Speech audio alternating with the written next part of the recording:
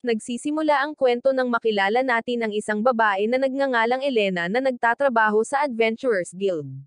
Nalaman namin na ito ang kanyang pangarap na trabaho dahil ito ay stable at ligtas, at kailangan lang niyang gabayan ang mga adventurer ng may ngiti. Ngunit sa tuwing nahihirapan silang talunin ang isang boss monster, natatambak ang kanyang mga papeles, at napipilitin siyang mag-overtime. Gayunpaman, talagang malakas siya, kaya't nagkukunwari siya bilang isang adventurer para tapusin ang mga boss monster at mapadali ang kanyang trabaho. Nakikita namin ang isang sikat na adventurer na nagngangalang Gandhi, at kinikilala siya ng lahat bilang isang elite na miyembro ng guild. Sinabi niya kay Elena na nandoon siya para talunin ang boss monster sa mga guho sa ilalim ng lupa, at inaasahan ng lahat na makita siyang nakikipaglaban. Habang binabanggit niya na i-clear ng kanyang partido ang piitan para sa kanila, hiningi ni Elena ang kanyang second class na lisensya, ngunit ipinaalala niya sa kanya na miyembro siya ng Silver Sword, na siyang pinakamalakas na partido sa guild, kaya gusto niyang gumawa siya ng exception para sa kanya. Naiinis si Elena sa kanya dahil walang sino man ang pinapayagang tumanggap ng mga quest ng walang lisensya, ngunit ipinaliwanag niya na kailangan niyang tiyakin na ang kanyang class ay tumutugma sa antas ng piitan. Inalis niya ang kanyang helmet, sinasabing sikat na sikat siya, kaya hindi niya kailangang ipakita sa kanya ang kanyang lisensya, ngunit hinihiling pa rin niya ito. Kaya, ibinigay niya ito, at hilingin niya sa kanya ang pinakamahusay na swerte. Nalaman natin na sila ay nakatira sa kontinente ng Helica Asia, at ang kanilang mga ninuno, na tinatawag na Dia, ay sinasabing pinagpala ng mga Diyos. Nagtatag sila ng isang advanced na sibilisasyon, ngunit sila ay biglang nawala, kaya ang mga halimaw ay nanirahan sa kontinente. Gayunpaman, 200 taon na ang nakalilipas, natalo ng isang grupo ng mga adventurer ang mga halimaw sa Helica at muling itinayo ang mga bayan ng tao. Ang mga reception hall ay itinatag ng Adventurers Guild, at nagtatrabaho si Elena sa pinakamalaki sa kontinente, na kilala bilang Air Counter. Isang gabi, habang tinatangkilik ng mga adventurer ang kanilang oras sa isang tavern, nag-overtime si Elena at nahihirapang kumpletuhin ang kanyang mga papeles. Naisipan niyang umuwi dahil gusto lang niyang mag-relax, pero alam niyang tambak pa ang mga dokumento, at mababalisa siya kapag hindi niya ito natapos.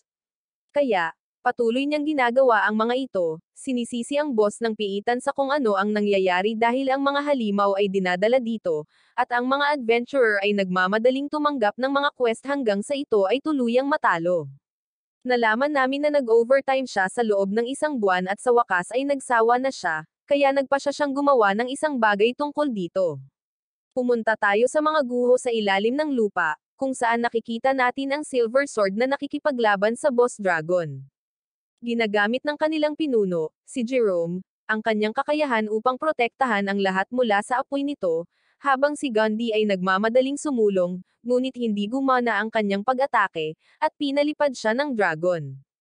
Ang kanilang healer, si Lilia, ay mabilis na tinulungan siya, habang ang kanilang salamangkero, si Larry, ay nagpapatawag ng mga tipak ng yelo upang salakayin ang dragon, ngunit wala itong epekto, at napagtanto nilang hindi nila ito matatalo. Isinasaalang-alang nilang umatras, ngunit biglang nagpakita si Elena. Sinabihan siya ni Jerome na tumakas, ngunit ipinatawag niya ang kanyang Warhammer at sumulong. Sinubukan siya ng dragon na sunugin, ngunit sinunggaban niya ito at hinampas ang ulo nito. Nagsimula itong lumipad at bumuga muli ng apoy sa kanya, ngunit naiwasan niya ang apoy at ginamit ang kanyang sandata para atakihin ang katawan nito. Sumisigaw ito habang bumagsak sa lupa, at hindi makapaniwala ang mga miyembro ng Silver Sword na natalo niya ito. Kinikilala nila siya bilang ang misteryosong adventurer na kilala bilang Executioner, na tinatalo ang boss sa tuwing nahihirapan ang guild na i-clear ang piitan. Naghulog ang dragon ng relic habang napapansin niyang makakaalis na siya sa trabaho sa tamang oras. Pero sa pagtalikod niya, nakita ni Jerome ang mukha niya. Kinabukasan, napagtanto ni Elena na may problema siya dahil nagpa siya si Gandhi na magretiro, at hinahanap siya ng guild upang siya ang pumalit sa kanya. Tinanong siya ng kaibigan niyang si Lorica kung kilala niya ang Executioner, na sinasabing siya ang pinaka-astig na adventurer sa mundo. Iniisip ni Lorica na ang Silver Sword ay hindi magagapi sa sandaling sumali siya sa kanila, ngunit ayaw ni Elena na malaman ng sino man ang tungkol sa kanyang lihim na pagkakakilanlan dahil tatanggalin siya ng guild kapag nalaman nila ang katotohanan. Sa punong tanggapan ng guild, nakita namin si Jerome na tumitingin sa mga babaeng adventurer habang sinasabi niya sa kanyang mga miyembro ng partido na ang executioner ay isang babae na may itim na buhok at berdeng mga mata. Sa tingin nila ay dapat na niyang ihinto ang pag-iisip tungkol sa kanya dahil kailangan pa nilang maghanap ng bagong attacker, ngunit determinado siyang hanapin siya. Pagkatapos nito, sinabi ni Lilia kay Larry na gusto niyang bumili ng mga halamang gamot, ngunit binanggit niya na gusto niyang umuwi at matulog. Binigyan niya siya ng donut, sinasabing masarap ito, at napagtanto niya na hindi mahuhulaan ang schedule nila bilang mga adventurer, kaya kailangan nilang gamitin ng husto ang kanilang oras. Sinabi ni Lilia sa kanya na pumunta sa labas ng mas madalas, at nagsimula siyang bumili ng mga prutas habang nagpa siya itong sumama sa kanya. Nakita namin si Jerome na nag-iisip tungkol sa relic habang sinasabi niya na maaari nitong palakasin ang lakas ng gumagamit nito, kaya ipinaglalaban ito ng mga adventurer. Pero nagtataka siya kung bakit hindi man lang nag-abalang kunin ito ng executioner. Iniisip niya ang kasanayang ginamit niya para ipatawag ang kanyang sandata, na iniisip na hindi ito katulad ng magagawa ng ibang mga adventurer. Kaya, sa palagay niya ay dapat itong isang kasanayan sa diya. Biglang umihip ang hangin, at nakita niya si Elena, na pagtantong kamukha niya ang executioner. Kaya, nagpa siyang sundan siya, ngunit hindi siya makapaniwala na siya ay isang receptionist lamang. Natutuwa si Elena na mas kaunti ang mga adventurer na naghahanap ng mga quest, ngunit biglang lumapit si Jerome sa kanya, sinabi sa kanya na hinahanap niya ang executioner. Nagulat si Elena, at sinubukan niyang kumilos ng walang alam, pero sinabi ni Jerome na nakakakita siya sa dilim, kaya nakita niya ang mukha ng executioner. Sa palagay niya ay imposible dahil itinago niya ang kanyang mukha sa ilalim ng kanyang talukbong, ngunit alam ni Jerome na siya ang executioner. Kaya, sa palagay niya ay tapos na ang kanyang buhay bilang isang receptionist, ngunit ayaw niyang mawalan ng trabaho, kaya sinabi niya sa kanya na dapat silang mag-usap sa ibang lugar. Ibinigay ni Jerome sa kanya ang relic na ibinagsak ng Boss Monster, at ipinaalala ni Elena sa kanya na napakatibay nito, ngunit bigla niya itong dinurog gamit ang kanyang mga kamay. Kaya, nabigla si Jerome sa kanyang lakas, at sinabi niya sa kanya na gusto niyang i-enjoy ang kanyang buhay bilang isang receptionist, na nagbabantang tatapusin siya kung patuloy niyang aabalahin siya. Nagsimula siyang maglakad palayo, ngunit sinubukan niya itong pigilan gamit ang kanyang kakayahan, na nagpapakitang pinatigas nito ang anumang mahawakan nito. Ngunit tinawag ni Elena ang kanyang Warhammer at ginamit ito upang hampasin ang lupa.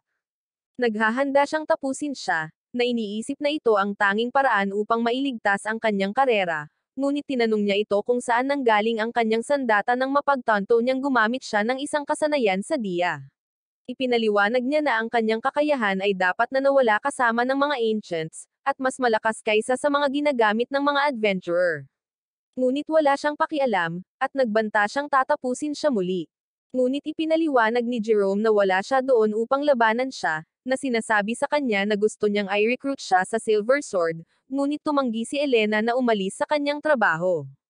Nagtataka siya kung bakit niya pinaslang ang dragon, kaya ibinunyag ni Elena na gusto lang niyang huminto sa pagtatrabaho ng overtime, at sinabing ang mga dokumento ay nakatambak dahil sa Boss Monster. Sinabi niya sa kanya kung ano ang pakiramdam ng pagiging sobrang nasa trabaho, na sinasabi sa kanya na ito ay dahil ang kanyang partido ay hindi maaaring talunin ang boss, kaya siya ay nagpasya na gawin ito sa kanyang sarili. Sinabi ni Jerome sa kanya na hindi niya kailangang mag-overtime kung sasali siya sa Silver Sword, ngunit binanggit niya na ang mga adventurer ay walang regular na schedule, kaya ayaw niyang maging isa sa kanila. Nagbanta siyang parurusahan siya kung sasabihin niya sa sino man ang tungkol sa kanyang lihim na pagkakakilanlan, at lumayo siya. Ngunit sinabi ni Jerome na hindi siya susuko. Bumalik si Elena sa trabaho, at sa tingin niya ay makakauwi siya sa oras. Ngunit biglang nagpakita ang isang adventurer na nagngangalang Shardar, at sinabi niya kay Lorica na ibigay sa kanya ang lihim na quest. Alam ni Elena na walang ganito, kaya sinabi niya sa kanya na hindi ito pinangangasiwaan ng kanilang counter, na sinasabing lahat ng available na quest ay nakapost sa board. Ngunit hindi siya naniniwala sa kanya, at naghahanda siyang atakihin siya, ngunit pinigilan siya ni Jerome. Kaya, Nagtataka si Shardar kung sinusubukan niyang magpasikat. Sinubukan niyang suntukin siya, ngunit pinigilan ni Jerome ang kanyang pag-atake at nagbanta na babaliin ang kanyang braso, na sinasabi sa kanya na layuan si Elena. Kaya, tumakas siya, at tinanong siya ni Jerome kung okay lang siya. Nagpasalamat si Elena sa tulong nito, ngunit iniisip niya kung ano ang ginagawa niya doon. Sinabi ni Jerome sa kanya na dumaan lang siya, sinasabing oras na para umuwi siya. Kinabukasan, naisip ni Elena si Jerome, iniisip na kailangan niya itong pahirapan para hindi niya ito ibuking, ngunit natatandaan niya na isa itong big shot sa guild, kaya mapapatalsik siya sa trabaho kung makikita siyang parusahan ito. Binanggit niya na gusto niyang makatakas mula sa realidad, ngunit nabanggit niya na nakaayos siya para sa kanyang bahay dahil siya ay isang receptionist na may mataas na marka ng kredito, kaya ayaw niyang mawalan ng trabaho. Pagkatapos nito, nakita natin si Elena na nag-e-enjoy sa kanyang tanghalian habang siya ay nagtataka kung bakit laging nasa quest counter si Jerome. Bigla siyang lumapit sa kanya habang binanggit niya na maganda ang pwesto niya, ngunit tinawag niya ang kanyang martilyo, na sinasabi sa kanya na huwag abalahin ang kanyang tanghalian. Tinanong niya siya kung kailan niya nakuha ang kanyang kakayahan sa diya, na nagsasabing walang nakakaalam kung paano ito ipapakita, at sa palagay niya ay sinasayang niya ang kanyang mga talento sa pamamagitan ng pagtatrabaho bilang isang receptionist. Ngunit sinabi ni Elena sa kanya na itigil ang pananatili sa kanya dahil hinding-hindi siya sasali sa Silver Sword. Habang siya ay lumalayo, nagtataka si Elena kung bakit binigyan siya ng Diyos ng Dia skill, at sa isang pagbabalik tanaw mula sa 2 taon na ang nakakaraan, nakikita naming lahat ay nag-e-enjoy sa annual festival. Ngunit si Elena ay nagsimula pa lamang magtrabaho bilang isang receptionist, at hindi pa rin siya sanay sa kanyang trabaho, kaya palagi siyang nag-o-overtime para matapos ang kanyang mga papeles. Naabot niya ang kanyang limitasyon habang napapansin niya na ang taong nagnanais ng pinakamalakas ay pagpapalain ng diya sa araw ng kapistahan, kaya't nagsusumamo siya sa Diyos na palayain siya mula sa pag-o-overtime, ngunit walang nangyari. Pagkatapos ng kanyang trabaho, nagmamadali siyang pumunta sa town square, ngunit napagtanto niyang tapos na ang pagdiriwang, kaya nagsimula siyang umiyak, na nagsasabing ayaw niyang magtrabaho ng overtime. Handa siyang gawin ang lahat para maiwasan ito, sinasabing gusto niyang maging makapangyarihan para maalis niya ang lahat ng bagay sa kanyang landas, at biglang nagpakita ang isang magic circle at binibigyan siya ng Diyos ng kanyang Dia skill.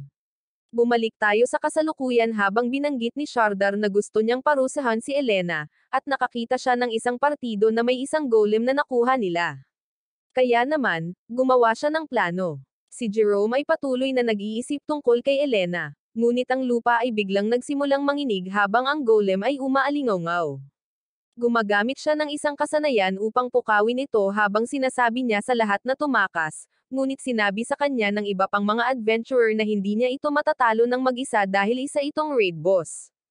Ibinunyag nila na ginamit nila ang hypnosis upang dalhin ito doon dahil gusto nilang mangolekta ng mga materyales, ngunit ito ay biglang nagngangalit. Inihayag ni Shardar na ang kanyang kakayahan ay nagpapahintulot sa kanya na kontrolin ang golem, na sinasabing gagamitin niya ito upang sirain ang bayan. Naghahanda itong salakayin si Jerome, kaya humawak siya sa isang kalasag at ginamit ito para ipagtanggol ang sarili. Tumungo tayo kay Elena nang mapansin niyang inutusan siya ng kanyang amo na magsumite ng ulat sa pagtatapos ng araw, kaya napilitan siyang mag-overtime muli. Naririnig niya ang hiyawan ng mga tao, kaya tumingin siya sa labas, at napagtanto niyang nagdudulot ng eksena si Shardar. Ang golem ay naglulunsad ng mga malalaking bato sa hangin, at napagtanto niya na ang isa sa kanila ay patungo sa kanyang bahay. Kaya, nagmamadali siyang makarating doon, ngunit napagtanto niyang nawasak ang kanyang bahay. Binanggit niya na mayroon pa siyang 30 taon sa kanyang pagkakasangla, at siya ay nagalit. Kaya, ipinatawag niya ang kanyang martilyo at naging determinadong tapusin si Shardar. Bumalik tayo kay Jerome habang iniisip niya kung paano niya matatalo ang golem, ngunit biglang nagpakita si Elena at hiniwa niya ang braso nito. Alam ni Shardar na hinahanap siya ng guild, kaya sa tingin niya ay magagalit ang mga ito kung tatapusin niya siya. Ngunit binanggit ni Elena na ang kanyang bahay ang kanyang lugar ng pahingaan, na sinasabing nakakatulong ito sa kanya na makabangon pagkatapos ng mahabang araw sa trabaho, kaya gusto niyang pagbayaran siya para sa pagsira nito. Inutusan niya ang golem na salakayin siya, ngunit hiniwa niya ito sa kalahati, at bumagsak siya sa lupa.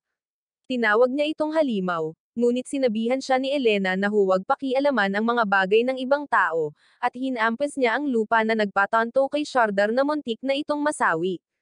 Pagkatapos noon, nanlumo si Elena dahil hindi niya alam kung saan siya mananatili.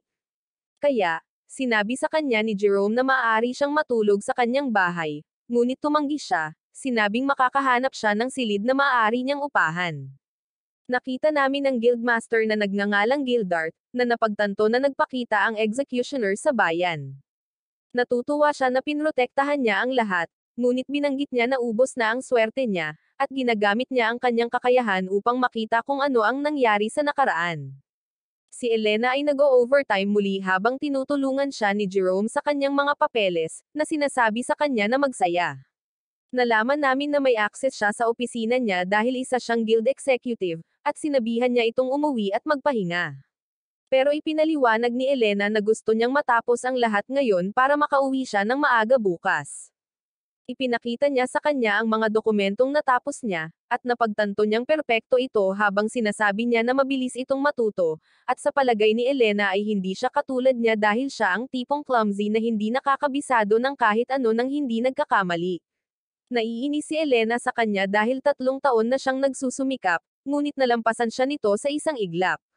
Nagsisimula siyang umiyak, sinasabing hindi patas ang buhay. Ngunit ipinaliwanag ni Jerome na natutunan niya kung paano gawin ang kanyang trabaho dahil tinuruan siya nito ng mabuti, at sinabi niya sa kanya na siya na ang bahala sa lahat para sa kanya. Nagpasya si Jerome na bigyan siya ng mga pagkain upang pasayahin siya, ngunit nakita niya ang relic na sinira niya, na pagtantong may nakasulat sa loob nito. Binasa niya ito, at biglang nag-activate ang relic, dahilan upang magpakita ang isang form ng kahilingan. Sinasabi nito sa kanila na talunin ang lahat ng mga boss sa Chalk Tower. Sinabi niya na hindi pa niya narinig ang lugar na iyon bago, ngunit sinabi sa kanya ni Elena na maaari niyang makuha ang relic, na nagsasabing ang Silver Sword ay dapat gumawa sa quest na iyon. Kaya, ipinangako ni Jerome na titingnan ito. Kinabukasan, napagtanto ni Elena na siya ay nasa balita muli, at binanggit ni Lorica na ang executioner ay sobrang cool. Sinabi niya na ang executioner ay kasing tanyag ni Jerome, at inihayag niya na siya ay isang tagahanga ng dalawa sa kanila, na iniisip na ang executioner ay dapat na gwapo. Natutuwa si Lorica na nakita niyang lumaban sila ng golem ng magkasama, sa pag-aakalang gagawin nila ang perpektong koponan dahil si Jerome ang pinakamahusay na tangke sa guild habang ang executioner ang pinakamalakas na umaatake. Pumasok si Gildart sa guild counter, sinasabi sa lahat na interesado siya tungkol sa executioner, at nilapitan niya si Elena, iniisip kung alam niya ang tungkol sa kanyang kakayahan. Kaya, binanggit ni Elena na pinapayagan siya nitong ihinto ang oras at makita kung ano ang nangyari sa nakaraan. Ngunit napagtanto niya na ang kanyang cover ay nabuking na, sa pag-aakalang ginamit niya ang kanyang kakayahan upang makita ang kanyang mukha habang siya ay nasa plaza, at sinabi niya sa kanya na dapat silang mag-usap sa punong tanggapan. Iniisip ni Elena na malapit na siyang matanggal sa trabaho, ngunit sa palagay ni Jerome ay maiintindihan ni Gildart kung ipapaliwanag niya ang kanyang sitwasyon sa kanya. Ngunit sinabi niya kay Jerome na tumahimik, na sinasabi sa kanya na napupuot siya sa kanya, at nalulungkot siya nang marinig ito, na sinasabing hindi niya ginustong magalit siya sa kanya. Naaawa sa kanya ang kanyang mga kaibigan, at napagtanto nilang mahal siya nito, ngunit naisip ni Lilia na wala ng pag-asa ang kanyang sitwasyon. Tumungo sila sa lugar ng pagsasanay ng guild, kung saan tinanong ni Elena si Gildart kung bakit gusto niya itong kausapin doon. Kaya, inihayag ni Gildart na hindi niya inaasahan na siya ang executioner dahil mukha siyang ordinaryong receptionist. Ngunit bigla niya itong hinahamon sa isang tunggalian. Sinabi ni Gildart sa kanya na dapat siyang sumali sa Silver Sword kung matatalo siya, ngunit ipinangako niyang iiwan siya kung mananalo siya, na sinasabing hindi siya mawawalan ng trabaho kahit anong mangyari. Kaya, ipinatawag ni Elena ang kanyang martilyo habang napagtanto ni Lilia at Larry na siya talaga ang executioner. Sinugod siya nito, ngunit ginagamit ni Gildart ang kanyang kakayahan upang ihinto ang oras habang napapansin niyang tila siya ay isang madilim na Diyos. Ngunit bigla niyang nalagpasan ang kanyang hadlang at hiniling niya sa kanya na ipaliwanag kung ano ang nangyayari. Kaya, inihayag ni Gildart na nasa kanyang observation room sila, na isang puwang na hinati sa daloy ng oras, at ipinaliwanag niya na siya lang dapat ang makakagalaw at makakapagpahinto ng oras. Inamin ni Gildart ang pagkatalo, at bumalik sa normal ang oras habang nagtataka siya kung bakit gusto niya itong labanan. Kaya, ipinaliwanag ni Gildart na gusto niyang kumpirmahin ang tunay na katangian ng kanyang mga kapangyarihan, at sinabi sa kanya ng kanyang assistant ang tungkol sa mga kasanayan sa Seeger, na sinasabing mas malakas ang mga ito kaysa sa mga regular na kasanayan na ginagamit ng karamihan sa mga adventurer. Ngunit wala sila kumpara sa mga kasanayan sa Dia, na itinuturing na maalamat. Ngunit wala siyang pakialam, pinaalalahanan si Gildart tungkol sa pangako nitong iiwan siyang mag-isa. Ngunit inihayag ni Gildart na ang guild ay nakahanap ng bagong piitan na tinatawag na Chalk Tower, na nagsasabing ang request form na lumabas sa relic ay isang lihim na quest na itinago ng mga ancients.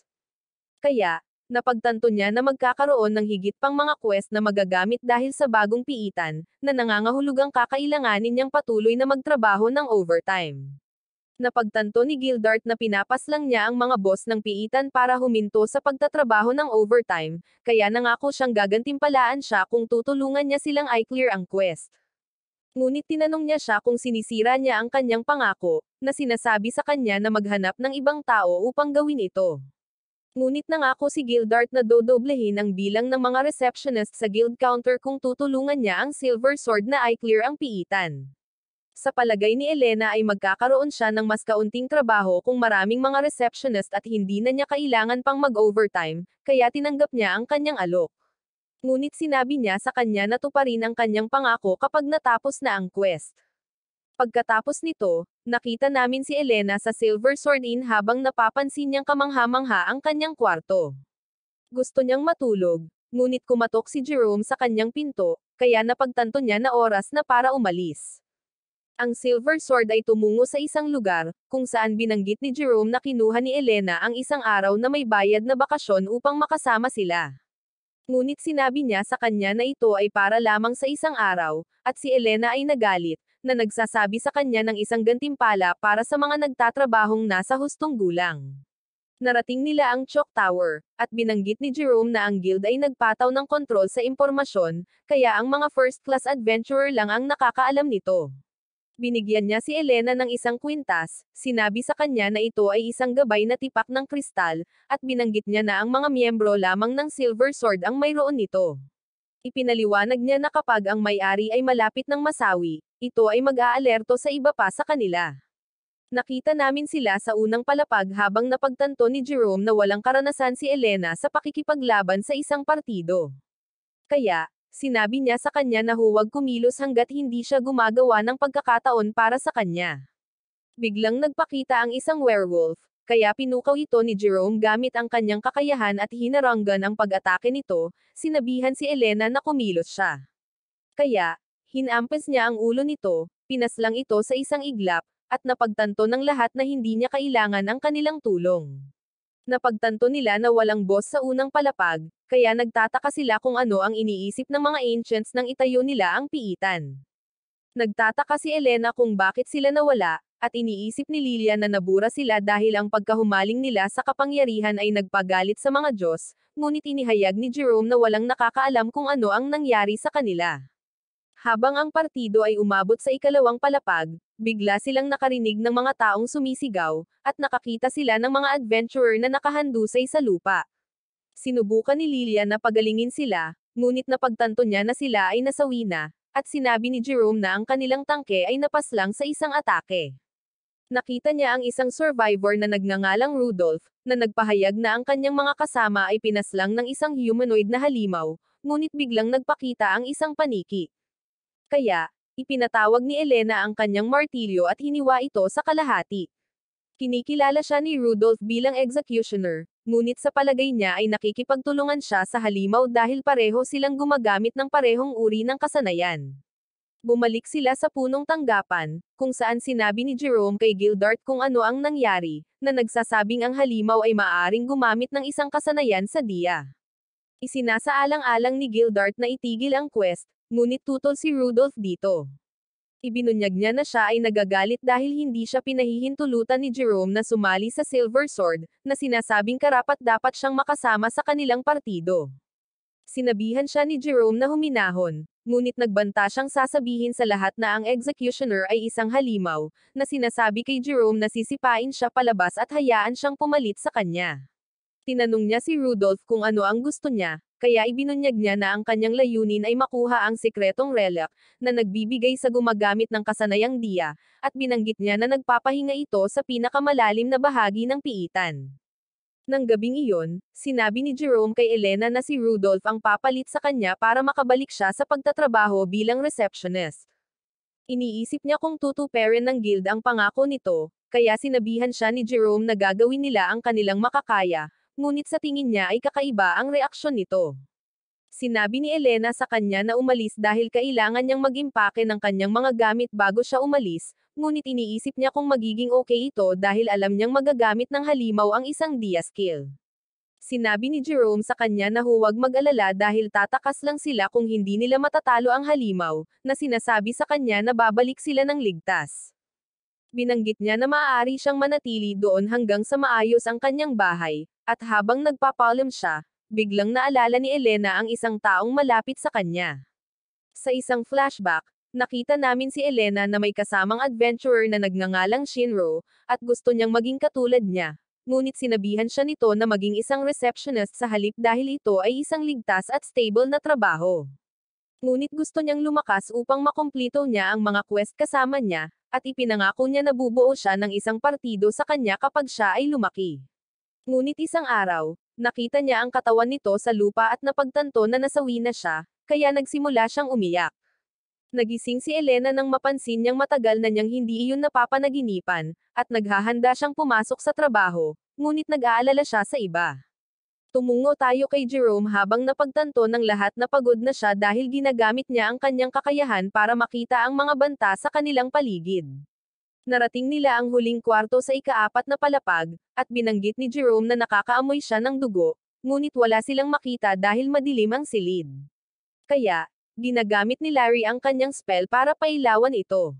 Napagtanto nila na isang halimaw ang napaslang, at nakita nila ang humanoid na halimaw, na nagpahayag ng kanyang sarili bilang ang Dark God na si Silho. Ipinatawag niya ang kanyang sibat at ibinato ito kay Jerome, na ginamit ang kanyang kakayahan upang protektahan ang kanyang sarili ngunit napagtanto na ang kanyang kalasag ay nabasag.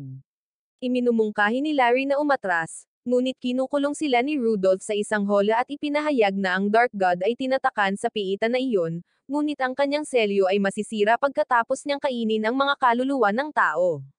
Inihayag ni Rudolph na pinaslang niya ang kanyang mga kasama para sa Dark God, at binanggit niya na handa siyang isakripisyo silang lahat para makuha niya ang kasanayang diya. Ngunit bigla siyang tinusok ni Silho mula sa likuran at kinain ang kanyang kaluluwa. Sinabing ito ay hindi masarap dahil si Rudolph ay isang kasuklam-suklam na tao, ngunit inaasahan niyang kainin ang mga kaluluwa ng iba. Iniisip ni Jerome na hindi nila siya matatalo dahil isa siyang Dark God, at tinawag ni Larry ang kanyang Flame Dragon, ngunit madaling nawasak ito ni Silho. Gumamit si Lilia ng regeneration spell kay Jerome, at ibinato ni Silho ang kanyang sibat, na tumama sa balikat ni Jerome, ngunit agad siyang gumaling. Nakita ni Silho na kawili-wili ang kanyang kakayahan, kaya nagpasya siyang nakawin ito gamit ang kanyang salamin ng panibugho, na nag-alis ng kanyang staff, at napagtanto ni Lilia na hindi na siya maaaring gumamit ng mahika. Sinira ni Silho ang kanyang staff, at napansin ni Larry na mayroon siyang diamark. Kaya napagtanto nila na siya ay isang relic na nilikha ng mga sinaunang tao. Ginagamit niya ang kanyang kasanayan sa paghusga, na nagpapatawag ng mga espada upang salakayin sila, at sinabi ni Jerome na masasawi ang kanyang mga kaibigan kapag nataman sila, kaya inutusan niya silang umatras.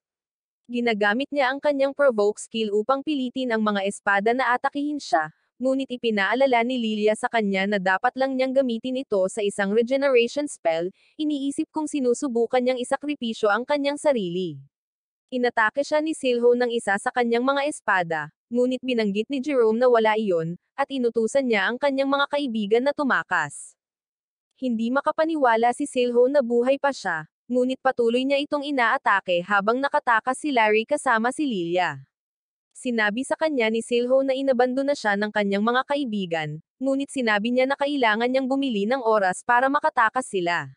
Sinabi ni Lilia kay Larry na kailangan nilang tulungan si Jerome, ngunit ipinaliwanag niya na wala silang magagawa dahil hindi sila match para kay Silho. Ngunit biglang nagpakita ang isang halimaw, kaya naghahanda siyang labanan ito. Tumungo tayo sa Adventurers Guild habang nag-overtime si Elena kasama si Lorica, na binanggit na nakakapanghinayang dahil sumuko na ang guild sa paghahanap sa executioner.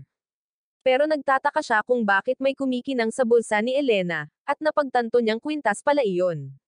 Binanggit ni Lorica na ang mga normal na bato ay hindi kumikinang, at naalala niya kung paano sinabi sa kanya ni Jerome na inaalerto nito ang iba kapag malapit ng masawi na isang miyembro ng partido.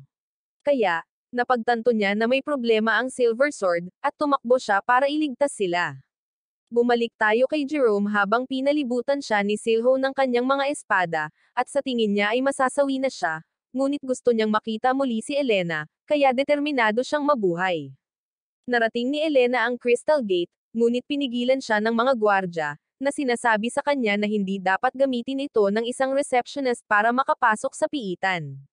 Sa tingin niya ay matatanggal siya sa trabaho kapag nalaman nilang siya ang executioner, ngunit determinado siyang iligtas ang Silver Sword, kaya ipinatawag niya ang kanyang Warhammer.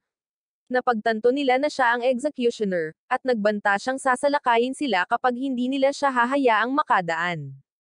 Bumalik tayo kay Larry habang pinalipad siya ng halimaw, at pakiramdam ni Lilia ay wala siyang magawa dahil hindi niya ito mapagaling, ngunit biglang nagpakita si Elena upang iligtas sila, at natalo niya ang halimaw sa isang atake. Binigyan niya si Larry ng potion, ngunit nakikiusap sila sa kanya na iligtas si Jerome dahil nakikipaglaban siya sa isang Dark God na maaaring gumamit ng maraming kasanayan sa diya. Kaya, tumungo siya sa silid ng boss kung saan nakita niya si Jerome na nasa kaayla-hilakbot na kondisyon, at sinabihan niya itong gumising, ngunit hindi ito tumugon, kaya nagsimula siyang matakot sa pinakamasama. Inatake siya ni Silho gamit ang kanyang sibat, ngunit nagawa niyang iwasan ito, kaya sa tingin niya siya ay isang karapat-dapat na kalaban. Sinabi ni Silho sa kanya na huli na para iligtas si Jerome, kaya nagalit siya at sinusugod siya ng kanyang martilyo. Tinatangay niya siya, ngunit bumangon siya at ginamit ang kanyang kakayahan sa paghuhusga upang salakayin siya gamit ang kanyang mga espada. Sinubukan ni Elena na ilihis ang mga ito, ngunit sa huli ay nataman siya, at naghanda itong tapusin siya, ngunit pinoprotektahan siya ni Jerome, at hindi makapaniwala si Silho na buhay pa siya. Inatake niya ito sa katawan, at bumagsak ito sa isang haligi, na naging sanhi ng pagbagsak nito. Nilapitan niya si Jerome, na nagpahayag na nakatulog siya, ngunit nagising siya nang marinig niya ang boses nito. Natutuwa si Elena na buhay pa ito, at niyakap niya ito, na pagtantong totoo siya. Pinainom niya ito, sinasabing ininom niya ito habang nag-overtime siya, at sinabi niyang mas mabuti ito kaysa wala. Pero excited siyang inumin ito dahil indirect kiss iyon. Si Silho ay bumangon habang ang kanyang sugat ay muling gumaling dahil sa kasanayan ni Lilia, at sinabi ni Jerome na kailangan nilang tapusin siya sa isang atake. Binanggit ni Silho na siya ay kasing kapangyarihan ng mga taong lumikha sa kanya, ngunit sa palagay niya ay hindi pa rin ito match sa kanya. Ibinunyag ni Silho na kinain na niya ang lahat ng ito, kaya napagtanto ni Jerome na siya ang nagpawi sa kanilang mga ninuno. Pinalibutan niya sila ng kanyang mga espada, at nag-alok si Jerome na isakripisyo ang sarili upang makagawa ng isang pambungad para sa kanya, ngunit sinira ni Elena ang mga espada at sumugod. Ngunit tinamaan siya ng mga talam, at bumagsak siya sa lupa, ngunit bumangon siya habang binabanggit niya na mabubuhay siya sa kanyang perpektong buhay sa hinaharap at papanoorin ang lahat na makauwi ng ligtas. Bigla siyang kumikinang habang binabanggit niya na hindi niya hahayaang masawi ang Silver Sword sa piitan, at pinalipad niya ito. Hindi makapaniwala si Silho na kaya nitong sugpuin ang kanyang mga kapangyarihan, at ginagamit niya ang kanyang kakayahan sa paghusga para ipatawag ang hindi mabilang na mga espada, ngunit pinalihis niya ang lahat ng ito at pinutol ang kanyang braso. Hindi siya makapaniwalang mas malakas ito sa kanya dahil tao lang ito, at hiniwa niya ito sa kalahati habang napapansin ni Jerome na wala sa mundong ito ang kanyang mga kapangyarihan. Sinabi niya kay Silho na tapos na ang lahat para sa kanya, at sinabi niya sa kanya ang tungkol sa iba pang mga Dark God, ngunit tinapos lang siya ni Elena dahil ayaw niyang patagalan pa niya ang kanyang overtime. Masaya sina Larry at Lilia na makita si Jerome, na sinasabi sa kanya na nag-alala sila tungkol sa kanya, at pinasalamatan niya si Elena sa pagligtas sa kanilang lahat. Binanggit ni Elena na umalis siya sa kanyang trabaho para lang pumunta doon, kaya kailangan niyang mag-overtime muli para makahabol, ngunit hindi niya pinagsisisihan ang pagligtas sa kanila. Pagkalipas ng ilang araw, nabawi ni Lilia ang kanyang kapangyarihan, kaya ginamit niya ang mga ito upang pagalingin ang kanyang mga kaibigan, at ibinunyag ni Gildart na nag-order siya sa mga gwardya upang hindi nila sabihin sa sino man ang tungkol sa lihim na pagkakakilanlan ni Elena.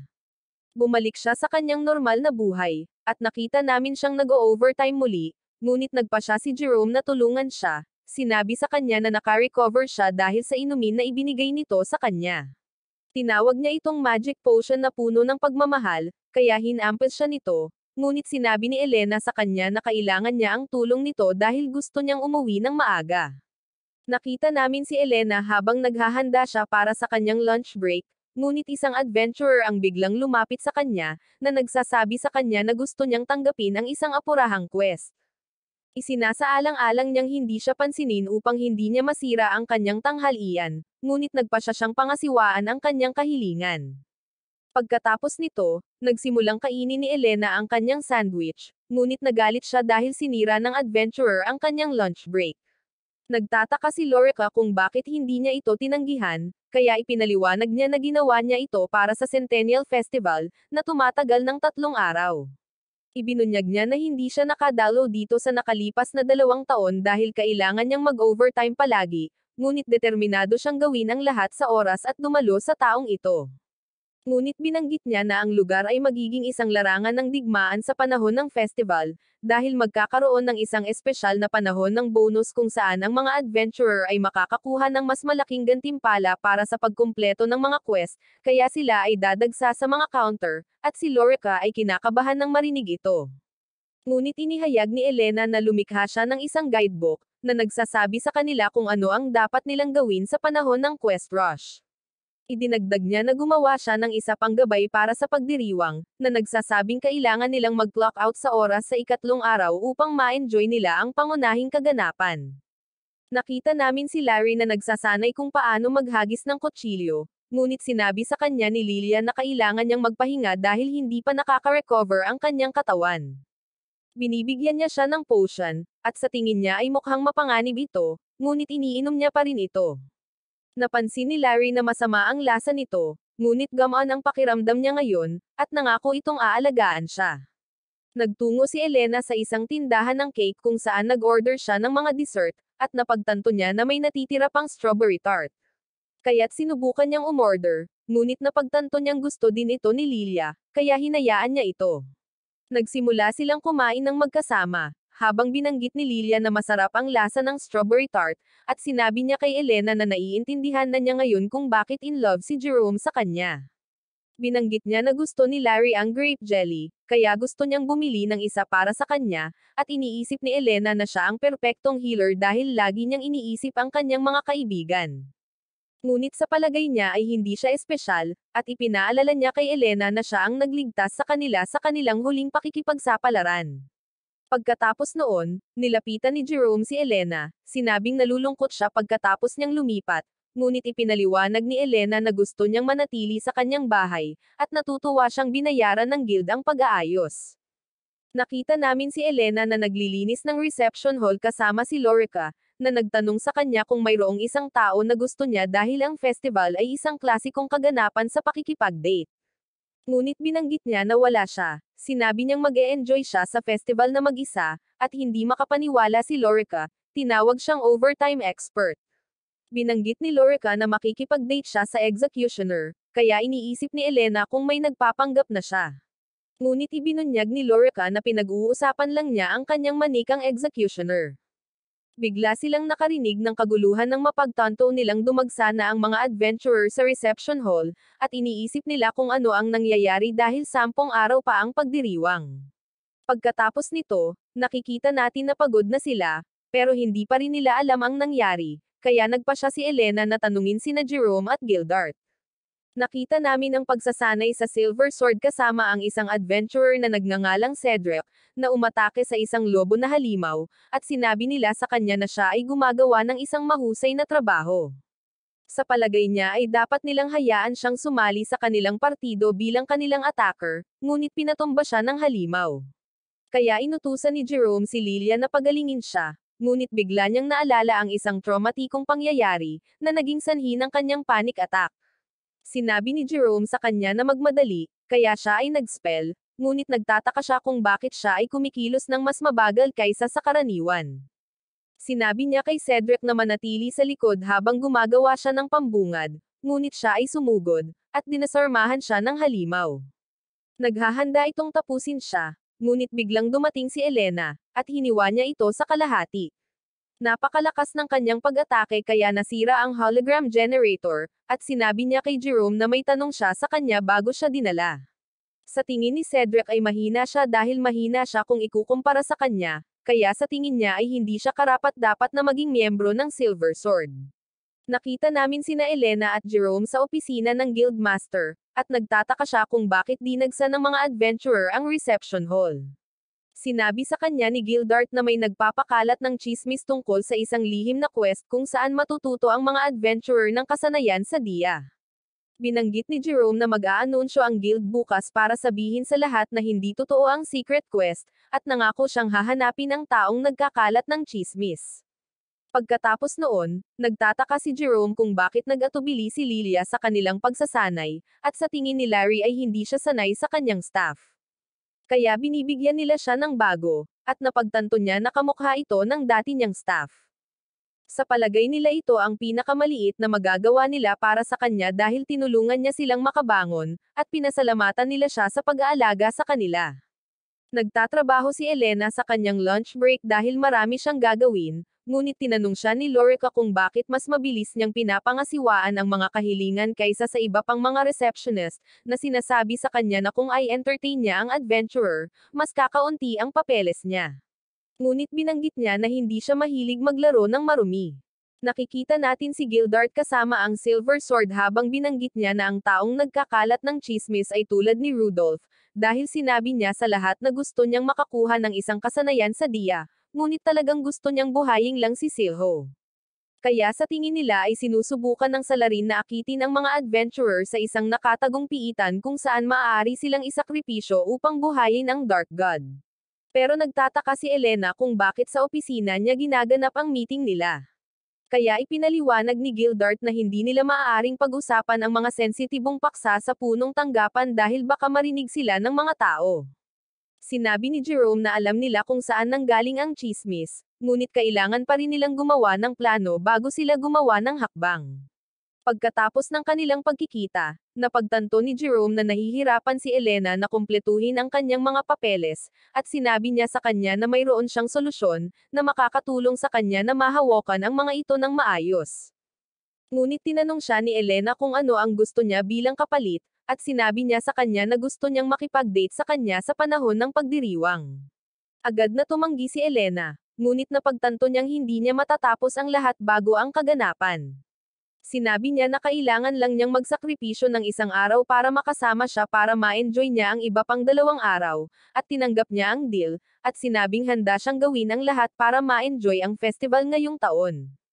Nakita namin si Elena kasama ang Silver Sword habang nagtataka siya kung bakit sila nakadamit na parang mga dayo. Kaya ipinaliwanag ni Jerome na ikinakalat lamang ng salarin ang chismis sa mga bagong adventurer, at nagsusuot sila ng disguise para lapitan niya sila. Narating nila ang Forest of Eternity, na isang C-class na piitan para sa mga baguhan, at nagpasya silang magpahinga malapit sa isang lawa, na sinasabing hotspot ito para sa salarin. Nang gabing iyon, binanggit ni Larry na ang huling pagkakataon na nagtipon sila sa paligid ng isang apoy ay sa panahon ng espesyal na pagsasanay ni Lilia. Nabanggit niya na ang kanyang kasanayan sa Sager ay kakapakita lamang sa oras na iyon, at inihayag niya na palagi siyang nawawalan ng lakas kapag nakatagpo siya ng mga halimaw. Ngunit sinabi sa kanya ni Jerome na siya ay naging isang maaasahang manggagamot, na sinasabi sa kanya na itigil ang pagdududa sa kanyang sarili at ipagpatuloy ang paggawa ng natural sa kanya. Bigla silang nakakita ng isang grupo ng mga lalaki na papalapit, kaya sila ay nagpanggap na mga baguhan, at nagsimula silang makipag-usap sa isang lalaki na nagngangalang Henry, na nagsasabi sa kanila na maaari silang maging mas malakas ng walang pagsasanay. Binanggit niya na mayroong isang lihim na quest kung saan makakakuha sila ng isang espesyal na relic, na nagpapahintulot sa kanila na matuto ng isang kasanayan sa diya, ngunit tinanong siya ni Jerome kung ito ay totoo, at hinugot niya ang kanyang espada. Nang mapagtanto ng mga lalaki na nalinlang sila ng Silver Sword, tinanong niya si Henry kung kilala niya si Rudolph, ngunit ipinaliwanag niya na hindi niya kilala, sinabing narinig niya lang ang chismis mula sa ibang tao. Biglang inatake ng isang lalaki si Jerome, ngunit tinaboy siya ni Elena, at nagbanta siyang tatapusin si Henry dahil sa pagpapakalat ng chismis. Nagmamadali siyang sumulong, ngunit nag-teleport siya kasama ang kanyang mga tauhan, at sinabi ni Jerome na ang lalaking umatake sa kanya ay may isang braso lamang. Nakilala siya ni Lilia, na inihayag na ang kanyang pangalan ay Aldrin, at binanggit niya na sila ay dating nasa parehong partido. Nagkamalay siya at tinawag siyang hindi maaasahan si Lilia, na sinasabi sa kanyang mga kaibigan na masasawi sila kung isasama nila siya sa kanilang partido dahil iniiwan niya ang kanyang mga kasama kapag nasa panganib sila. Ngunit nagbanta si Elena na tatapusin siya, at sinabi niya sa kanya na malapit na niyang ilantad ang nakaraan ni Lilia. Ngunit wala siyang pakialam, at hinampes niya siya ng kanyang martilyo. Pagkalipas ng ilang araw, nakita namin na dinudumog pa rin ng mga adventurer ang reception hall, at napagtanto ni Elena na imposibleng tapusin kaagad ang kaguluhan. Ngunit nagtataka si Lorica kung bakit tinutulungan sila ni Jerome, kaya ipinahayag niya na ginagawa niya ito upang makipag-date kay Elena. Hindi makapaniwala si Lorica, at binanggit niya na masaya siya para kay Elena, sa pag-aakalang magre-retiro na siya pagkatapos niyang pakasalan ito, pero ipinaliwanag ni Elena na hindi niya ito gusto. Nagtataka si Lorica kung bakit hindi siya nito gusto dahil parang siya ang perpektong lalaki. Kaya, ipinaliwanag ni Elena na gusto niyang i-enjoy ang kanyang buhay ng mag-isa. Nang maglaon ay napagod siya, kaya nagpasya siyang magpahinga, at sinabi ni Lorica na hindi niya alam kung gaano katagal magtatrabaho si Elena. Ngunit sinabihan siya ni Jerome na huwag mag-alala dahil mananatili siya kay Elena hanggang sa huli. Sinabi ni Lorica na siya ay isang mahusay na tao dahil palagi niya siyang tinutulungan habang sila ay nagtatrabaho, ngunit sanay siyang gawin ang lahat ng mag-isa. Kaya, sinasabi sa kanya ni Lorica na suportahan siya kahit anong mangyari. Nagpasya siyang umuwi upang magkaroon siya ng oras kay Elena, ngunit nabanggit niya na kailangan niyang maging mas malakas.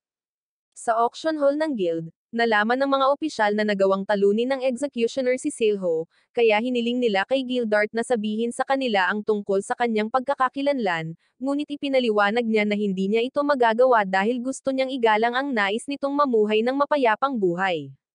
Kinabukasan, nakita namin si Larry kasama si Lilia sa punong tanggapan habang isiniwalat niya na si Aldrin ang tangke ng unang partidong sinalihan niya. Ipinaliwanag niya na ang kanilang partido ay pumasok sa silid ng isang boss sa unang pagkakataon, ngunit ang kanyang mga kaibigan ay nawasak, at dalawa sa kanila ay nasa bingit ng kasawian. Alam niyang sapat lang ang magic power niya para iligtas ang isa sa kanila, at sinubukan niyang pagalingin ang dalawa pero nasawi silang dalawa sa huli. Ngunit sinabi sa kanya ni Larry na huwag masyadong pahirapan ang sarili dahil nabigo ang lahat sa kanyang partido na gawin ang kanilang bahagi, at binanggit niya na naniniwala pa rin siya sa kanya. Nakita nila si Jerome na nagsasanay kung paano gamitin ang kanyang mga kasanayan, ngunit sa huli ay bumagsak siya. Kaya, dinala nila siya sa gusali ng pananaliksik kung saan ipinaliwanag niya na sinusubukan niyang palakasin ang kanyang kapangyarihan, sa pamamagitan ng pag-activate ng dalawang kasanayan ng sabay-sabay. Sumama sa kanila ang isang mananaliksik na nagngangalang Shirley, at binanggit niya na umabot na siya sa ikalawang yugto, na nagsasabi sa kanya na maaari siyang masawi kung umabot siya sa ikatlong yugto. Ngunit sinabi niya sa kanya na magpatuloy sa pagsasanay dahil siya ay isang mahusay na paksa ng pananaliksik, at ipinakita niya sa kanila ang puso ni Silho, na nagpapakita na ito ang kanyang pangunahing katawan. Ipinaliwanag niya na ito ay itim dahil puno ito ng hindi mabilang na mga magic sigil, na kumakatawan sa mga kasanayan sa diya na nakuha niya sa pamamagitan ng pagkonsumo ng mga kaluluwa ng tao. Sa palagay niya ay nakakakuha siya ng higit pang mga kasanayan sa diya sa bawat kaluluwa na kanyang kinakain, kaya siya ay magiging banta sa sangkatauhan kung siya ay magpapakita malapit sa bayan. Idinagdag niya na natanggap nila ang intel tungkol sa salarin, na nagsasabing siya ay isang lalaki na nakasuot ng itim na damit, ngunit binanggit niya na ito lang ang alam nila. Gabi bago ang pista, nagdiwang si Elena dahil natapos nila ni Jerome ang mga papeles. Idinagdag niya na walang espesyal na panahon ng bonus ngayong taon, kaya sa palagay niya ay makakasali na siya sa festival. Inaanyayahan niya itong uminom kasama niya, at pumunta sila sa isang tavern kung saan ine-enjoy nila ang kanilang oras na magkasama. Ngunit si Elena ay nalasing, kaya sinabi niya sa kanya na oras na para umuwi. Ngunit bigla niyang sinimulan siyang tawaging Shinro at binanggit niya na hinihintay niya itong bumalik. Kaya, sa tingin niya ay may ibang lalaki ito sa buhay niya. Tumungo tayo kay Gildart, nang makatagpo niya ang isang babae na nagngangalang Jessie na nagpakita sa kanya ng isang libro, at agad niyang napagtanto na konektado ito sa isang lihim na quest. Nagtataka siya kung saan niya ito natagpuan, ngunit ipinaliwanag ni Jessie na hindi siya pinapayagang sabihin sa kanya dahil isa siyang information merchant. Napagtanto niya na hindi lahat ng mga lihim na quest ay natatakan sa mga relics, at inutusan niya ang kanyang assistant na itago ito sa underground na library. Dumating ang araw ng pagdiriwang, at masaya si Elena na makita ang mga paputok habang napagtanto ni Jerome na siya ay talagang isang inosenteng babae. Nakita niya siyang cute, pero sinabi ni Elena sa kanya na huwag maging kilabot, sinasabing oras na para ay enjoy ang festival. Nakita namin si Lilia sa underground na kulungan ng guild kung saan niya planong makipagkita kay Aldrin, ngunit sinabi sa kanya ni Larry na dapat silang pumunta sa festival sa halip. Binanggit ni Lilia na hindi niya ito hiniling na sumama, ngunit sinabi niya sa kanya na hindi siya maaaring magkaroon ng normal na pakikipag-usap kay Aldrin dahil sa tingin niya ay siya ang dahilan kung bakit nabura ang kanilang partido. Ngunit inihayag niya na sinisisi niya ang kanyang sarili sa nangyari, na iniisip na ang lahat ay nasawi dahil nabigo siyang gawin ang kanyang bahagi. Ngunit sinabi ni Larry na ang kanyang nakaraan ay hindi mahalaga dahil ang Silver Sword ay naniniwala sa kanya. Naalala niya na noong sumali siya sa partido, tinanggap siya nina Larry at Jerome sa kanilang grupo, at sa tingin niya ay mahuhusay silang tao. Ngunit sa palagay niya ay masasawi sila dahil sa kanyang kawalan ng kakayahan, kaya isinasaalang-alang niya ang pamunuan ng partido. Nakita namin si Elena na nasisiyahan sa pagkain sa pagdiriwang, at sa palagay niya ay nabawi na niya sa wakas ang kanyang kalayaan at dignidad bilang isang manggagawa dahil masaya siya sa lahat. Nagtataka si Jerome kung bakit hindi siya tumataba dahil hindi siya tumitigil sa pagkain, kaya ipinaliwanag ni Elena na out of this world ang kanyang metabolism dahil lagi siyang stressed. Sinabi ni Elena sa kanya na dapat silang magtungo sa pangunahing plaza kung saan ang mga mangangalakal ay nagbebenta ng mga panghimagas, at sinabi ni Jerome sa kanya na hawakan ang kanyang kamay, sinabing baka maghiwalay sila dahil matao ang lugar. Tumanggi siyang gawin ito, sinasabi sa kanya na gusto niyang kumain gamit ang dalawang kamay habang siya ay naglalakad. Binanggit niya na nagsumikap siya para lang masiyahan sa pagdiriwang, ngunit naalala niya na tinulungan siya nitong tapusin ang kanyang mga papeles. Kaya, tumahimik siya, at sa tingin ni Jerome ay hindi maganda ang pakiramdam niya. Kaya, nagmamadali siyang bumili ng gamot, ngunit hinawakan niya ang kamay nito habang pinapaalalahanan siya na tinulungan niya itong tapusin ang kanyang trabaho para makadalo siya sa festival, at pinasalamatan niya ito sa tulong nito. Bumalik tayo sa underground na bilangguan habang si Lilia ay humingi ng paumanhin kay Aldrin, na nagpahayag na gusto niyang lumakas pagkatapos niyang mawala ang kanyang mga miyembro ng partido. Naniniwala si Aldrin na magpapakita ang kanyang kakayahan sa Saker, at maaari pa rin siyang maging tangke kahit nawalan siya ng braso. Ngunit nang malaman niyang sumali siya sa Silver Sword, talagang nawala siya sa sarili dahil sa tingin niya ay hindi siya karapat-dapat na maging isang elite adventurer. Kaya, nagpa siyang gawin ang lahat para makakuha ng skill sa Dia, na sinasabi sa kanya na gagamitin niya ito para maalis siya para maipaghiganti niya ang kanyang partido. Ngunit sinabihan siya ni Larry na ihinto ang pakikipag-usap sa kanya dahil hindi siya makikinig sa kanya, at lumayo sila habang tinatawag siyang walang silbi. Pagkaraan ng ilang oras, humarap si Henry kay Aldrin, at gumamit siya ng susi para palayain siya habang binabanggit niya na magdudulot ng kaguluhan ang kaibigan nila sa festival para makatakas sila. Bumalik tayo kina Jerome at Elena habang naglalakad sila sa main square, at nakita nila ang isang mage na gumaganap sa harap ng maraming tao. Ngunit bigla niyang ginamit ang kanyang mga ice spell para salakayin ang lahat habang napagtanto ni Elena na sinisira niya ang festival. Kaya, siya ay nanas, at ipinatawag niya ang kanyang martilyo. Kinikilala niya siya bilang executioner, at itinaboy siya nito, na sinasabi sa kanya na kailangan niyang mag-overtime para lamang makadalo sa kaganapan. Nagbanta siya na tatapusin siya dahil sa pagsira sa pista, at hinampes niya ito gamit ang kanyang warhammer. Sinabi ni Larry kay Lilia na oras na para umuwi, ngunit bigla nilang nakita si Henry, at napagtanto nilang kasama niya si Aldrin. Ipinakita niya sa kanila ang libro, na inihayag na ninakaw niya ito mula sa aklatan ng guild, at kapag binuksan niya ito, nagiging sanhi ito ng isang liwanag na magpakita habang ipinapakita nito ang lihim na quest. Sinasabi nito sa kanya na talunin ang mga boss sa nakatagong piitan, na matatagpuan malapit sa lawa sa Forest of Eternity. Tinanggap niya ang quest, sinabihan sina Larry at Lilia na isama ang Silver Sword upang magkasama nilang makilala ang Dark God, at ginamit niya ang kanyang kakayahan para mag-teleport palayo. Nakita namin si Elena na nagmumakmak, sa pag-aakalang kanselado ang festival, ngunit sinabi sa kanya ni Jerome na magpapatuloy ito dahil nahuli na ang salarin. Ngunit pinutol sila nina Larry at Lilia, at sinabi nila kay Jerome ang nangyari, na sinasabing si Henry ay nagpaplanong buhayin ang Dark God. Kaya, sinabi niya kay Elena na ay enjoy ang pagdiriwang habang sila ay humaharap sa sitwasyon. Ngunit nagpa siya siyang sumama sa kanila dahil gusto niyang makabalik sila ng ligtas. Tumungo sila sa nakatagong piitan, at narating nila ang silid ng boss, ngunit biglang nagpakita ang grupo ni Henry. Kaya, inatake sila ni Larry gamit ang kanyang ice spell, ngunit alam ni Henry na hindi niya sila tatapusin dahil mabubuhay ang Dark God kung ikokonsumo nito ang mga kaluluwa ng tao sa isang piitan. Kaya, nagpa siya si Larry na i-freeze ang mga ito sa halip, ngunit ang isa sa kanila ay gumagamit ng isang self-destruct na kasanayan upang iligtas ang iba. Binanggit ni Henry na ang lahat ay nangyayari ayon sa kanyang plano, na nagpapakita na ang kanyang layunin ay buhayin ang Dark God, at nagtataka si Jerome kung bakit niya gustong gawin iyon. Kaya, ipinaliwanag niya na ang kanyang kakayahan ay walang silbi sa labanan dahil ito ay mabuti para sa pagtakas lamang, at sa palagay niya ay hindi ito patas dahil may iba pang mga adventurer na nabiyayaan ng mas mahusay na mga kasanayan.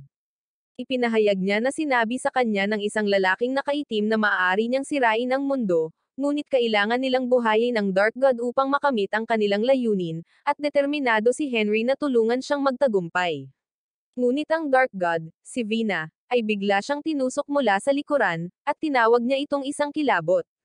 Sinabi niya sa kanyang kambal na si Tina na dapat nilang kainin ang mga tao, at hindi makapaniwala si Jerome na dalawa sila. Pareho nilang ginagamit ang kanilang mga kakayahan sa diya upang ipatawag ang kanilang mga arrows, at naghahanda silang umatake.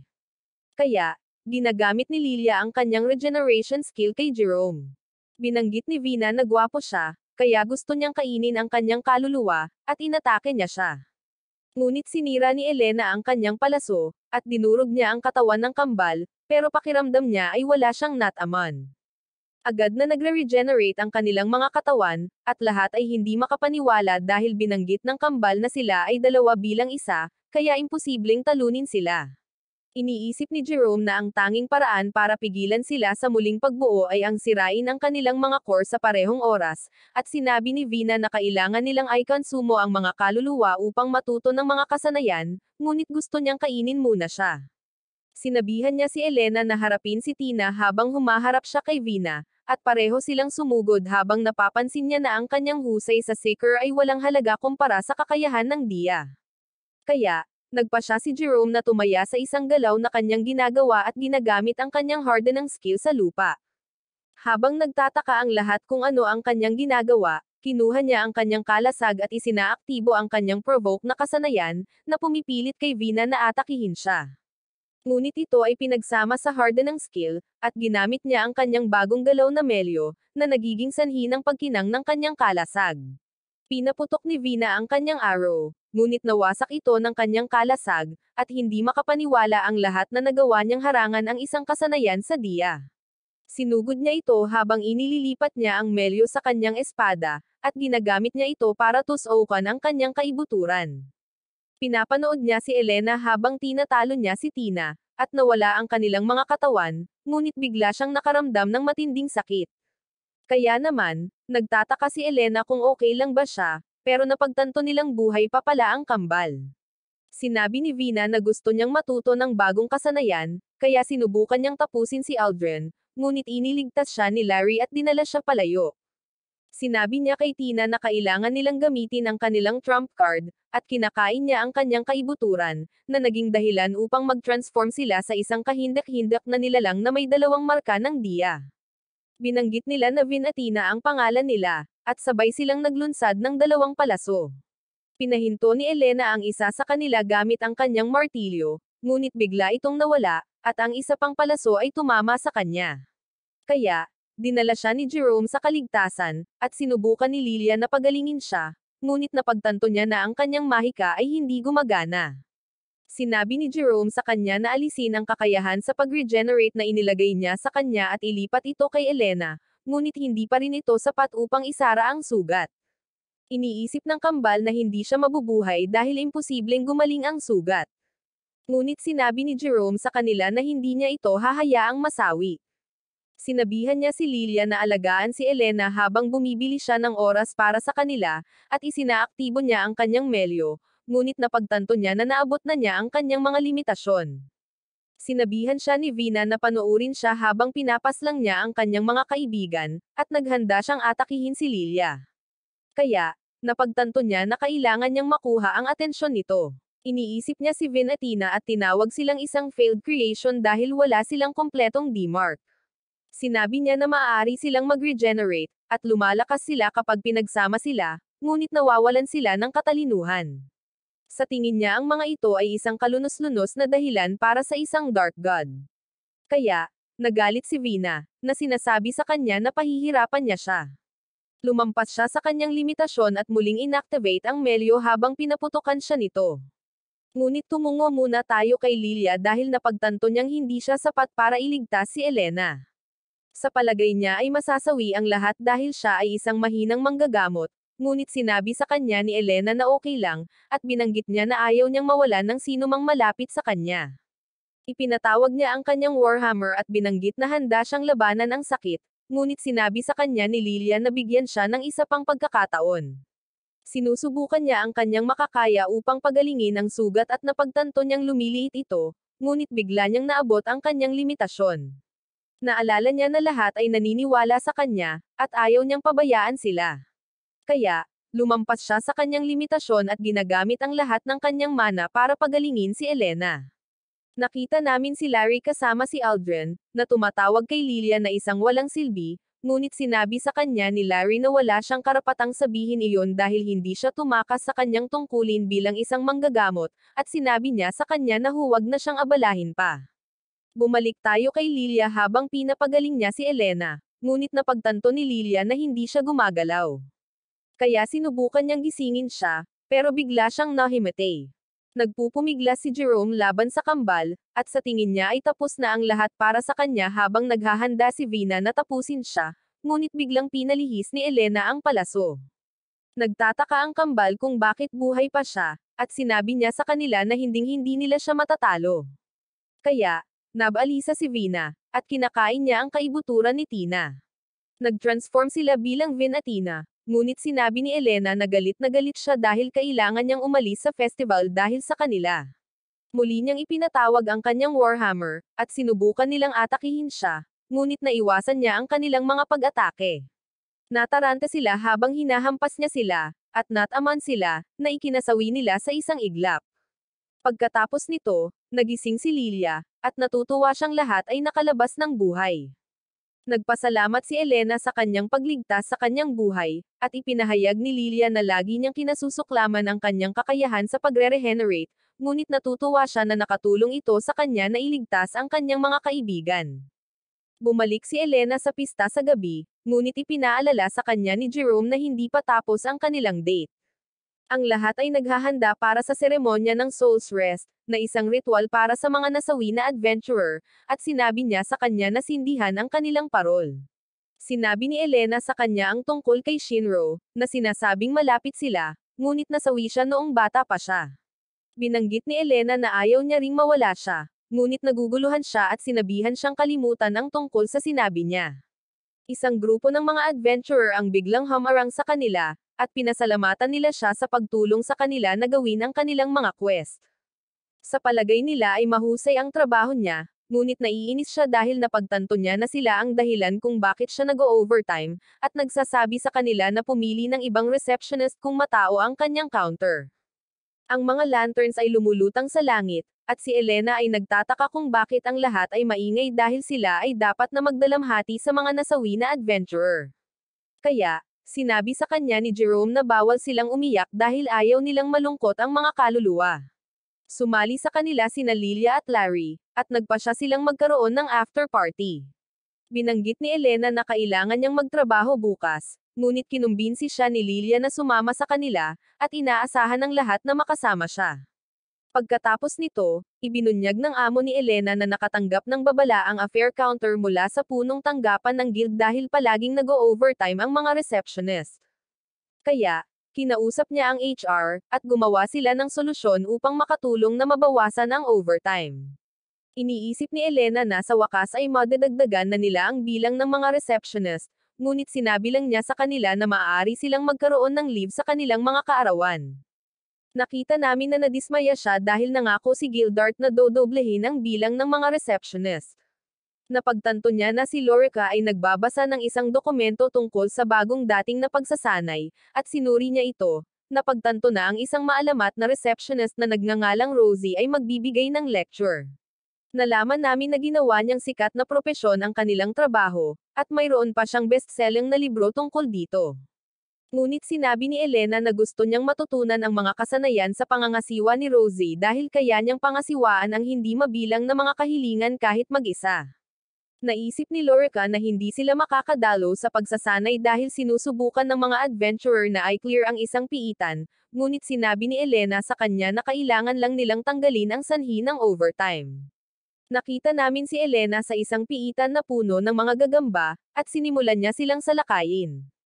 Dumating ang Silver Sword, ngunit napagtanto nilang sinira niya ang mga pader ng piitan para maabot ang boss. Binanggit ni Elena na gusto niyang tapusin ang kanyang trabaho sa oras upang makasali siya sa newcomer training, at pinaslang niya ang boss ng piitan. Pagkatapos nito, inihayag ni Lilia na ang Silver Sword ay lalahok sa pagsasanay bilang mga instructor, ngunit hindi masaya si Elena dahil sa tingin niya ay magiging distraction si Jerome. Ngunit ipinangako niyang babaguhin ang paraan ng pagkilos nito at gagawin lamang ang mga bagay na magugustuhan nito. Sinabi ni Elena na ang pagsasanay ay tatagal ng 3 araw at 2 gabi, at sinabi niya sa kanya na hinding-hindi niya siya patatawarin kung may gagawin siyang kakaiba, ngunit nangako siyang magiging tahimik. Nakita namin sina Elena at Lorica sa punong tanggapan, at sumama sila sa mga bagong dating habang isiniwalat ng kanilang instructor na ang lugar ay dating isang S-rank na piitan na tinatawag na Fortress of Ash. Nakita ni Jerome ang isang grupo ng mga lalaki na nakatitig kay Elena dahil sa tingin nila ay mukhang cute ito, at naisipan niyang pag-alitan sila, ngunit naalala niya na nangako siya sa kanya na magiging behave siya. Ipinakita ng instructor sa lahat ang isang estatwa ng partido ni Gildart, at ibinunyag niya na sila ang nag-clear sa S-rank dungeon, ngunit bigla niyang pinahinto ang oras. Pinasasalamatan niya si Elena sa pagtulong sa Silver Sword na talunin ang Dark God, ngunit ipinaalala niya sa kanya ang tungkol sa pangako niyang dodoblehin ang bilang ng mga receptionist. Sinabi niya sa kanya na kailangan niyang maghintay dahil puno pa rin ang kanyang mga gawain, ngunit sinabi ni Elena sa kanya na hindi niya maaaring sirain ang kanyang pangako. Kaya, binanggit niya na siya na ang bahala. Binabati niya ang kanyang swerte sa kanyang pagsasanay at sinabi sa kanya na kakailanganin nila muli ang kanyang tulong sa susunod, ngunit sa palagay niya ay hindi na sila makakakita ng isa pang Dark God sa lalong madaling panahon. Pagkatapos nito, pinapanood ng lahat si Jerome habang tinatalo niya ang isang halimaw, at tinatanggap niya sila sa punong tanggapan. Nakikita siya ng mga babae na kaakit-akit, ngunit tumingin siya kay Elena, na sa tingin niya ay tatawagan siya sa harap ng lahat, ngunit wala siyang ginagawa. Nagtataka si Jerome kung mayroon silang mga katanungan, kaya nagsimula silang magtanong sa kanya tungkol sa uri ng babae na gusto niya, ngunit nananatili siyang kalmado habang napagtanto ni Elena na hindi siya kumikilos tulad ng dati niyang sarili.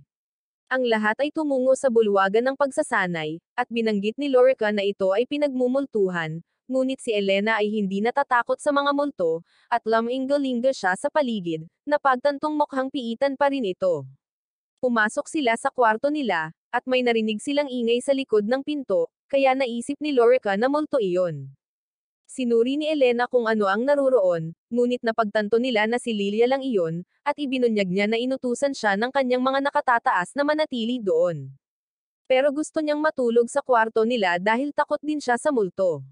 Sinabi niya sa kanila ang tungkol sa isang bulong-bulungan na ang lugar ay konektado sa kabilang buhay, at binanggit niya na ang mga adventurer ay nawala doon. Nagulat si Lorica nang marinig ito, ngunit nananatiling kalmado si Elena, at binanggit niya na nakasanayan na niyang magpuyat dahil palagi siyang nag-o-overtime.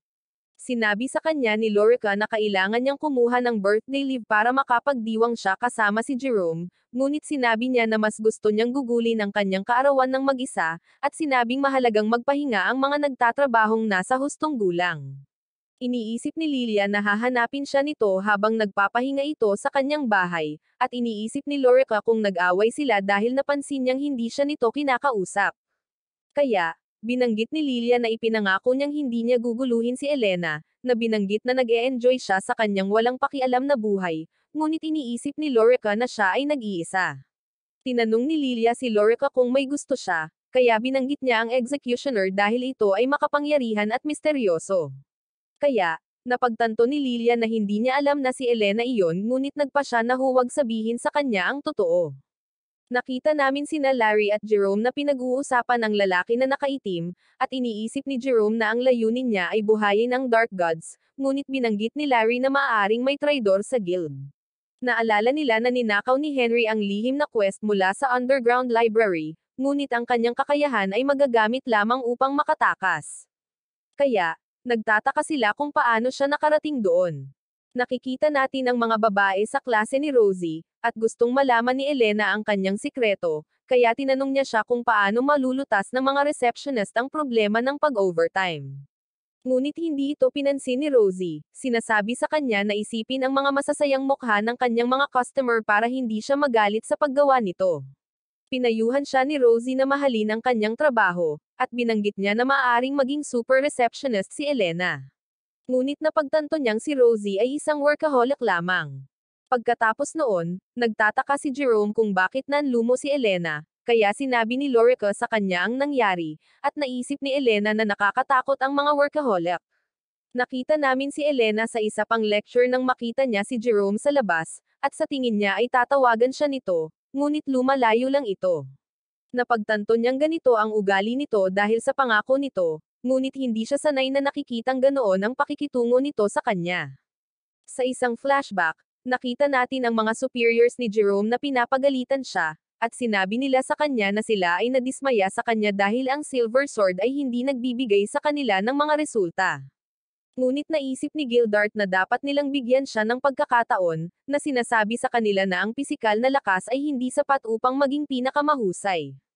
Bumabalik tayo sa kasalukuyan nang makita ni Jerome si Gildart, na nagtala na ang Silver Sword ng 2 henerasyon na ang nakalipas ay nasakop ang Fortress of Ash, ngunit siya lamang ang nakaligtas, at nawala sa kanya ang kanyang anak na babae, si Lina, na siyang healer ng kanilang partido.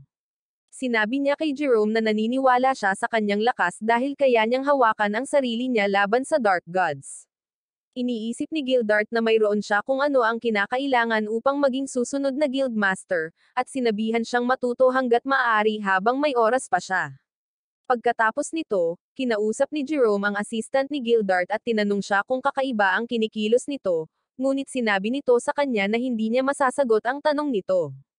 Alam niyang iniisip ni Jerome na si Gildart ang Man in Black, ngunit sinabi niya sa kanya na imposible ito dahil mabuting tao si Gildart, kaya hinding-hindi siya gagawa ng anumang bagay upang ilagay sa panganib ang mundo. Ibinunyag niya na dati siyang malamig ang loob na lalaki at nagbago siya pagkatapos niyang ampunan si Lina, ngunit nauwi sa pagkawala niya. Nakita namin si Elena kasama si Lorica, na binanggit na puno ang cafeteria, ngunit napagtanto niyang pareho silang gutom. Kaya umalis siya para kumuha ng pagkain para sa kanila. Isang lalaki ang biglang sumulpat, at sinabi niya kay Elena na siya ang pinaka-cute na receptionist na nakilala niya. Sinabi niya sa kanya na maaari niyang turuan siya ng mga bagay dahil gusto niyang mapalapit sa kanya, at sinabi ni Elena sa kanya na hindi siya interesado, pero gusto niyang makasama siya nito sa training hall. Ginambala siya ni Jerome, at binanggit niya na nakita niyang iniistorbo niya ang mga receptionist, na sinasabi sa kanya na maaari niyang iulat siya sa kanyang mga superior, kaya tumakbo siya. Sinabihan ni Jerome si Elena na mag-ingat kapag nag-iisa siya. Naghahanda siyang lumayo, ngunit pinigilan siya nito at nagpasalamat sa pagtulong sa kanya, pero wala siyang sinasabi. Sinabi ni Elena sa kanya na ang kanyang reaksyon ay bumabagabag sa kanya dahil hindi siya kumikilos tulad ng kanyang karaniwang sarili. Kaya sinabi niya sa kanya na kalimutan ang tungkol sa pagsisikap na magustuhan siya nito. Natutuwa si Jerome na tapat ito sa kanya, na sinasabi sa kanya na hindi siya magaling sa pag-arte, at binanggit niyang napakasama siya dito. Ngunit sinasabi niya sa kanya na wala siyang pakialam. Biglang bumalik si Lorica dala ang kanilang pagkain, at ibinunyag niya na bumili siya ng pagkain sa shop dahil puno pa ang cafeteria. Tinanong niya si Jerome kung alam niya ang tungkol sa Reaper na nagpapakita sa bulwagan ng pagsasanay, at sa palagay niya ay isa lamang itong tsismis. Pero napapansin niya na nakasuot ito ng itim na roba. Napagtanto niya na maaaring ito ang lalaking nakaitim, kaya nagpa siya siyang tingnan ito, at sinabi sa kanya na mananatili siya sa bulwagan ng pagsasanay para sa gabi. Ngunit biglang narinig ni Elena ang mga taong nag-uusap tungkol sa isang bagong piitan, na may 7 palapag, at sa palagay nila ito ang dahilan kung bakit dumagsa ang mga adventurer sa mga reception desk. Napagtanto ni Lorica at Elena na sila ay magiging sobra sa trabaho kapag bumalik sila, ngunit naisip ni Elena na ligtas sila dahil abala pa rin sila sa kanilang pagsasanay. Ngunit isang opisyal ang biglang nagbigay sa kanila ng mga papeles, na nagsasabi sa kanila na kailangan nilang kumpletuhin ito dahil ang ibang mga receptionist ay nangangailangan ng tulong. Nagsisimula silang magtrabaho ng overtime, at nagpa siya silang kumuha ng all-nighter.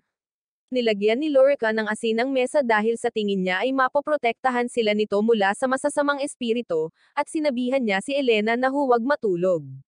Nakikita natin si Jerome na nagsasanay upang pagbutihin ang kanyang mga kasanayan, ngunit naabot niya ang kanyang limitasyon, kaya sinabihan siya ng kanyang mga kaibigan na tawagan ito ng isang araw. Nagsimula silang mag-usap tungkol sa lalaking nakaitim, at sa tingin niya ito ang Reaper. Alam ni Lilia na pinaghihinalaan nila si Gildart, at sa tingin niya ay imposible ito, ngunit napansin nila na kainahinala pa rin siya. Iniisip ni Jerome na magkakaroon ng katuturan ang lahat pagkatapos nilang mahuli ang Reaper. Tinitingnan ni Shirley ang core ng Dark God, na pagtatanto na aktibo pa rin ang mga kasanayan sa Dia, kaya sa tingin niya ito ang totoong katawan ng Dark God. Napagtanto niya na ginamit ng kanyang mga ninuno ang mga tao upang lumikha ng mga Dark God, ngunit bigla niyang nakita ang Reaper, na nagpatambo sa kanya at kinuha ang core. Bumalik tayo kina Elena at Lorica, at napagtanto ni Lorica na siya ay nakatulog kaya sinubukan niya itong gisingin. Biglang bumukas ang pinto, at narinig niya ang isang lalaking sinapian ng multo na nagsasabi sa kanya na galit siya sa kanya. Kaya siya ay nabigla at nagtatapon ng asin para mawala siya. Nagising si Elena, at nakita niya siya habang pinapalipad niya ang kanilang mga papel, ngunit nagalit siya dahil nakaharang siya sa kanilang trabaho kaya sinuntok niya ito. Isang espiritu ang umalis sa kanyang katawan, at iniisip ni Lorica na in-exercise ni Elena ang multo. Nakita namin si Jerome kasama ang kanyang mga kaibigan, at nagpupumilit siyang bumangon, ngunit naalala niyang sinabi sa kanya ni Elena na ayaw niyang mawala siya, kaya determinado siyang lumakas. Bigla siyang dumating kasama si Lorica, na nagsabi sa kanya na nakakita sila ng multo, ngunit sa tingin niya ay isang halimaw lamang ito dahil nawala ito pagkatapos itong tamaan ni Elena. May nakita si Lorica na gumagalaw, at sinabi niya sa lahat na ito ay isang itim na anino. Kaya ginamit ni Jerome ang kanyang kakayahan upang suriin ang kanyang paligid, at nakita niya ang Reaper na tumatakbo palayo. Sinabi ni Elena kay Lorica na maghintay doon habang hinahabol siya ng lahat, at nakarating sila sa bulwagan ng pagsasanay. Ngunit napagtanto nilang napakadilim, kaya ginamit ni Lorica ang kanyang spell para liwanagan ang silid, at nakita nila ang Reaper na naghihintay sa kanila. Tinanong siya ni Jerome kung sino siya, ngunit sinabi niya sa kanila na hinihintay niya ang araw na ito, at nag-activate siya ng bitag na naging dahilan upang mahulog sila sa hukay. Natagpuan nila ang kanilang sarili sa isang madilim na lugar, at iniisip ni Lillian na ito ang kaharian ng mga nasawi dahil kinuha ng Reaper ang kanilang mga kaluluwa. Ngunit iniisip ni Lorica na ang isang Reaper ay hindi gagamit ng bitag para gawin iyon. Napagtanto ni Jerome na sila ay nasa isang nakatagong palapag ng Fortress of Ash at sa tingin niya ay nahulog sa hukay ang mga nawawalang adventurer. Nabanggit niya na ang mga halimaw sa mga nakatagong palapag ay karaniwang may mataas na antas, kaya ang isang adventurer na magtatapos doon ay hindi makakabalik ng buhay. Masama ang loob ni Elena dahil wala siyang oras para tapusin ang piitan, ipinaalala sa lahat na kailangan pa niyang gawin ang kanyang mga papeles, kaya nangako si Jerome na tutulungan siya nito. Biglang sumulpat ang lalaking nakaitim, at tinanong siya ni Jerome kung sino siya. Kaya tinanggal niya ang maskara niya, at nakita nilang si Gildart iyon. Hindi sila makapaniwala na siya ang lalaking nakaitim, ngunit sinabi ni Jerome na palagi siyang pinaghihinalaan. Napansin ni Gildart na kanina pa niya ito gustong tanungin kaya naman umiwas siya ng tanong sa pagkukwento sa kanya tungkol kay Lina. Sa tingin niya ay walang muwang si Jerome dahil dapat ay tinanong niya ito sa sandaling pinaghihinalaan niya ito. Inihayag niya na hindi niya kinu-question si Gildart dahil naniniwala siya sa Silver Sword, ngunit iniisip ni Jerome kung plano niyang gamitin ang mga ito. Sinabi ni Gildart sa kanila na sundan siya, sinasabing may gusto siyang ipakita sa kanila. Ngunit hindi pa rin makapaniwala si Lillian na siya ang lalaking nakaitim, kaya sinabihan siya ni Jerome na tanggapin ang katotohanan. Nagtataka si Elena kung kailan siya nagsimulang maghinala kay Gildart, kaya nalaman niyang nakapasok siya sa underground na bilangguan pati na rin ang silid-aklatan kung saan nakaimbak ang lihim na quest.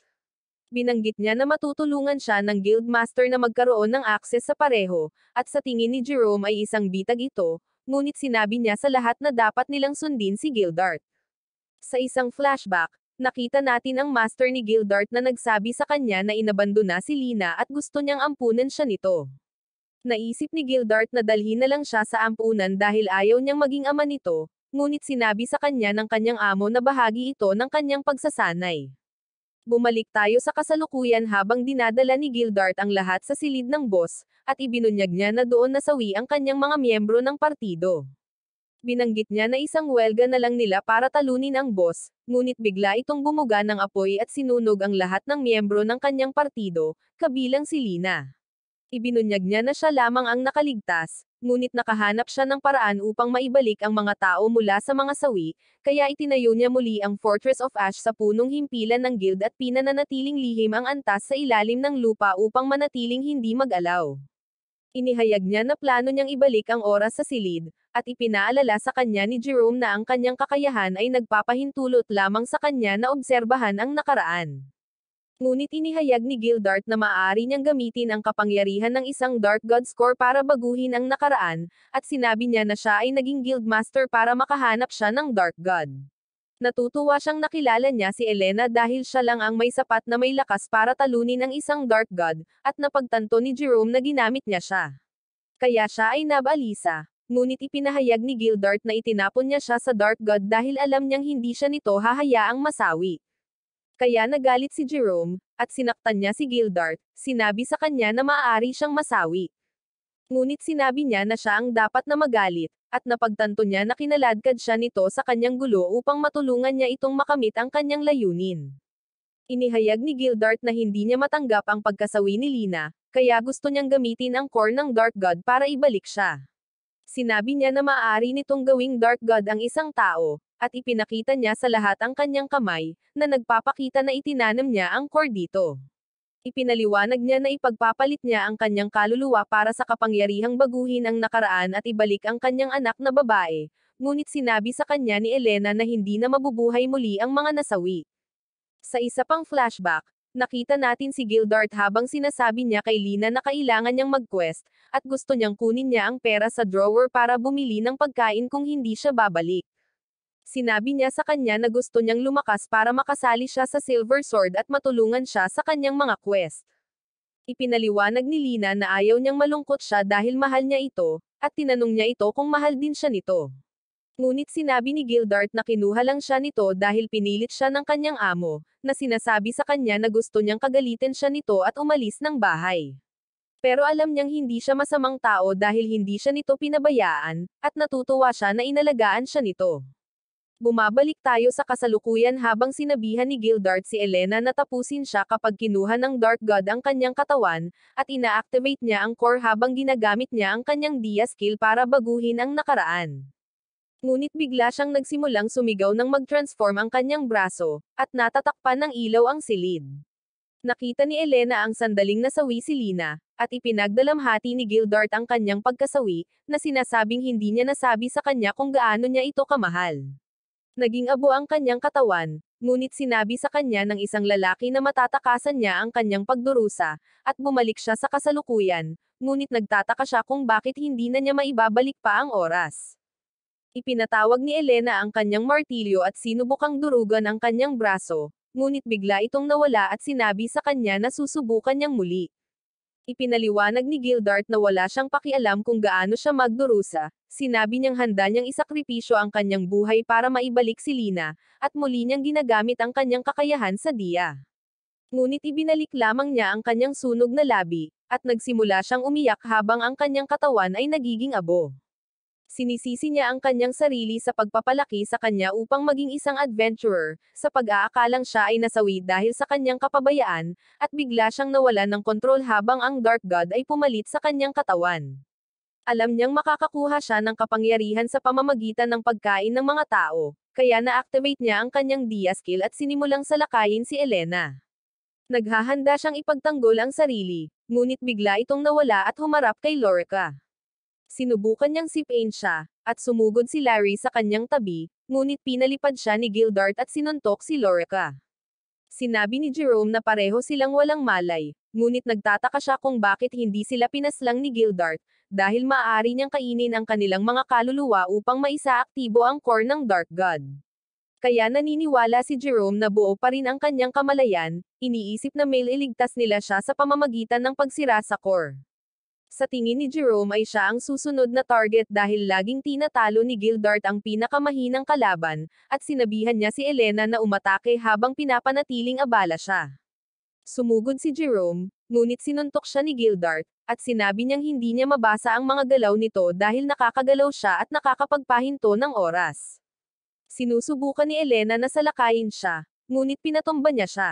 Kaya nagmamadali si Jerome na iligtas siya, ngunit naiwasan ni Gildart ang kanyang pag-atake, na sinasabi sa kanya na siya ay matigas gaya ng dati. Ginagamit niya ang kanyang kasanayan sa Seeker upang patigasin ang kanyang katawan, ngunit sinabi sa kanya ni Gildart na ito ay walang silbi at pinatumba siya sa isang atake. Ipinaliwanag niya na hindi niya pinaslang ang mga kaibigan ni Jerome dahil gusto niyang pabayaan niya ang kanyang pagbabantay, sa pamamagitan ng pagpapapaniwala sa kanya na hindi siya papaslang ng sinuman.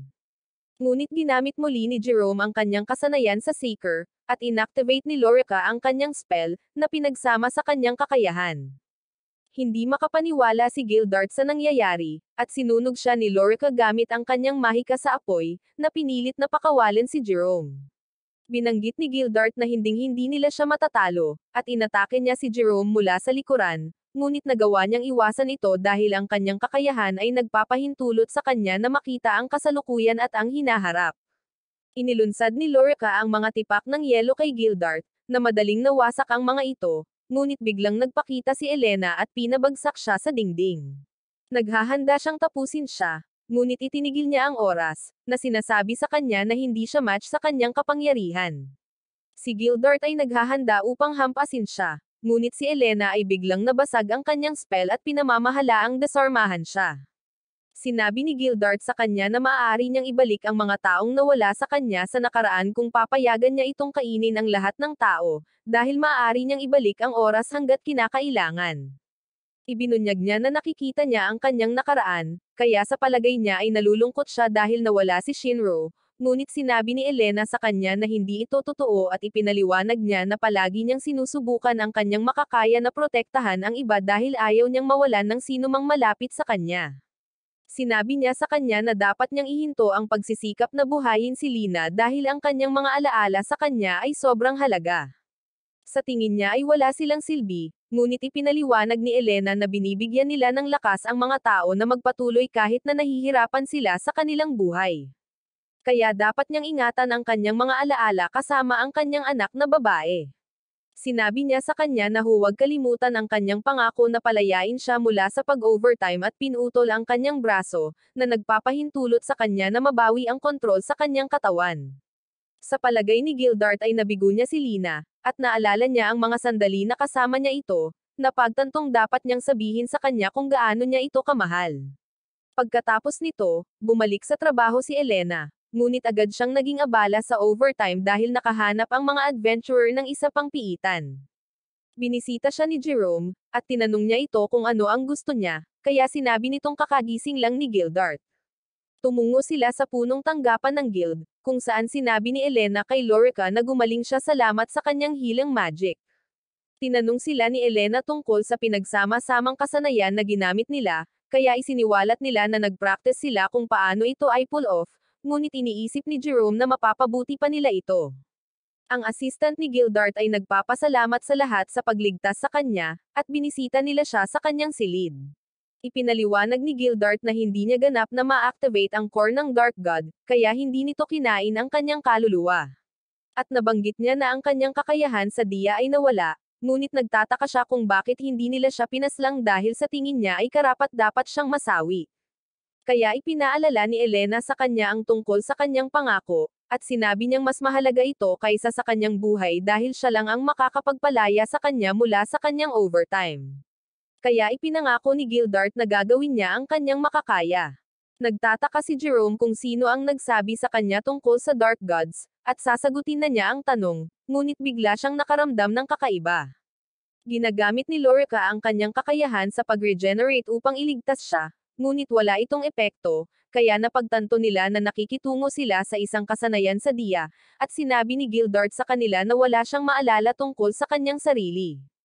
Pagkatapos nito, tinalakay ng Silver Sword ang nangyari, at nagtataka sila kung sino ang gumamit ng diya skill para burahin ang mga alaala ni Gildart.